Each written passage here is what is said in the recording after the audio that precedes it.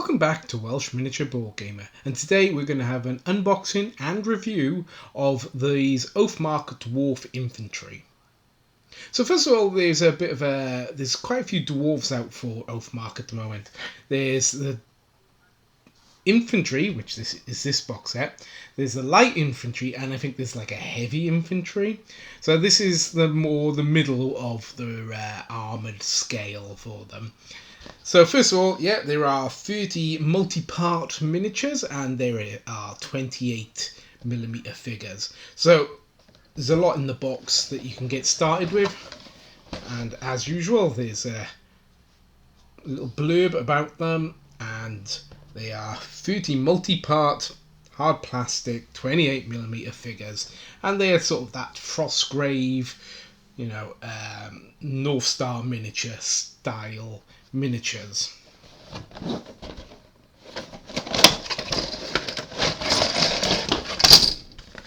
Let's shake them out. So it comes on square bases, as you would imagine, because this is for their skirmish Oathmark, the rank and file Oathmark game. So yeah, everybody has to stand next to each other. I don't generally use the square bases, so that's that. So it comes on 1, 2, 3, 4, 5, 6 sprues, and each sprue is identical to the previous one. So as you can see, there are 5 bodies on each of the sprues, with a variation of weapons from axes, swords, hammers, axe, sword, bunch of heads, 1, 2, 3, 4, 5, 10 heads on each, so there are double the amount of heads as there are bodies. There's shields, 1 shield for each person. They've got bows, which is a little bit more unusual for dwarf miniatures. They usually have crossbows, I've seen in the past, but it's quite nice that they have some bows. Spears. I like that it's got spears. I think a perfectly good weapon for a dwarf, seeing that their lack of reach would probably be made up by the spears. And then we've got like these command, like two-handed axe here, a banner, a hammer. So I think that goes opposite the two-handed axe. And then we've got the leader head, another bow, and this little like pig thing, which is the helmet topper for your dwarves. So yeah, they look nice. They're the sort of if you've seen my previous video on the Oathmark goblins, they feel very similar sort of amount of detail in them. So if you've had any of the Oathmark, I'm guessing they're kind of the same sort of amount of detail in each of the races, regardless of species. They put about the same amount of detail into them, which is quite nice actually. They're quite nice amount of detail. It's not too much, but it's not too little. It gives me a very sort of old school miniature feel to it, like the old metal ones. So I'm going to show you what they look like all painted up. So painted up, your miniatures could look something like this. And like I said, they're nice miniatures. They're quite blocky. There's not an awful lot of detail on them, but I kind of like that. It's kind of old school miniatures, before say computer aided design, etc.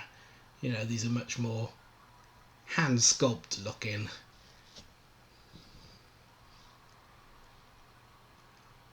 So as you can see, lots of character in the faces. Excuse that, I messed up the shield. You can see I used too thick a paint to begin with, and it's kind of left a blob there, but you can't really see it in actuality. But yeah, so I like these ones. I think I don't see the point really much in the lesser armoured ones.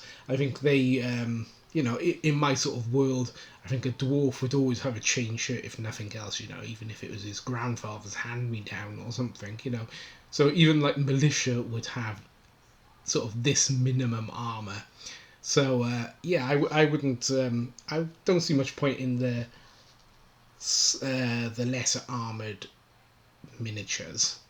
So but that's personally me.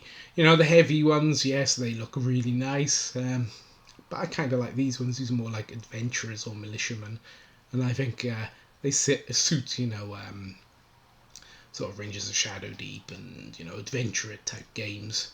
I think these dwarves would fit in with that sort of aesthetic.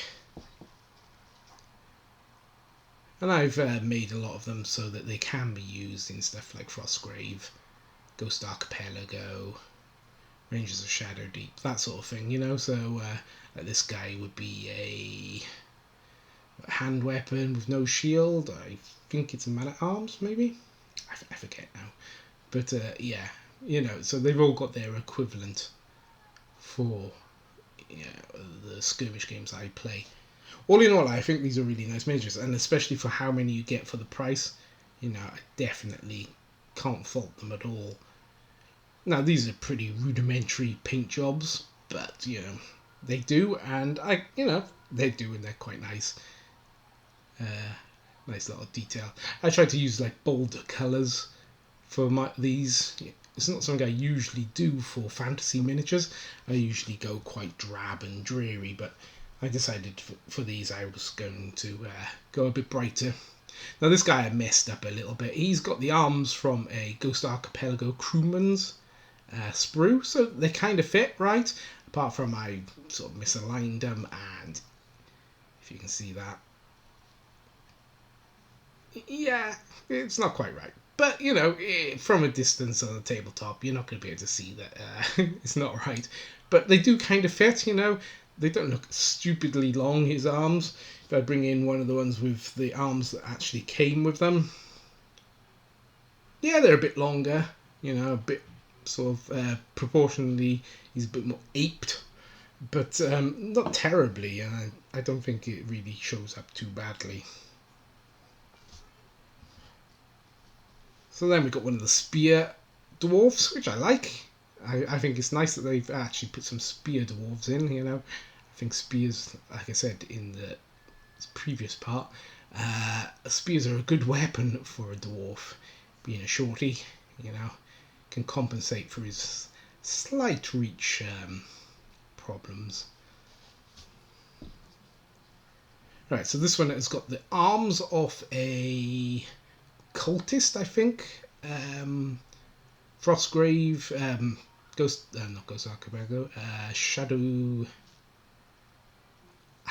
My mind has gone blank. Rangers of Shadow Deep. It's got the cultist arms, and it's on the dwarf body. So as you can see, they fit. You know, they fit perfectly well. I kind of put them in the slightly the wrong position. In, yeah, they're like it's dropped down a bit, but you can't really tell.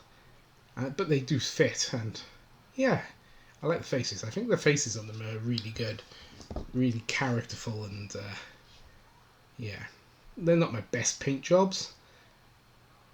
There's not an awful lot to stretch you on them because it's chainmail and, you know, what have you. And, you know, they're the basic models, but I enjoyed painting them.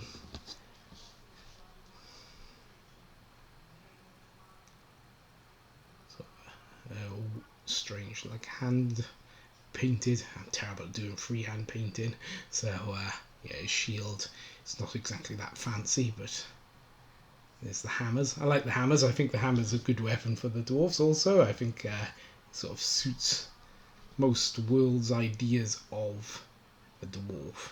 So again, these arms are from the cultists, from the Frostgrave pack.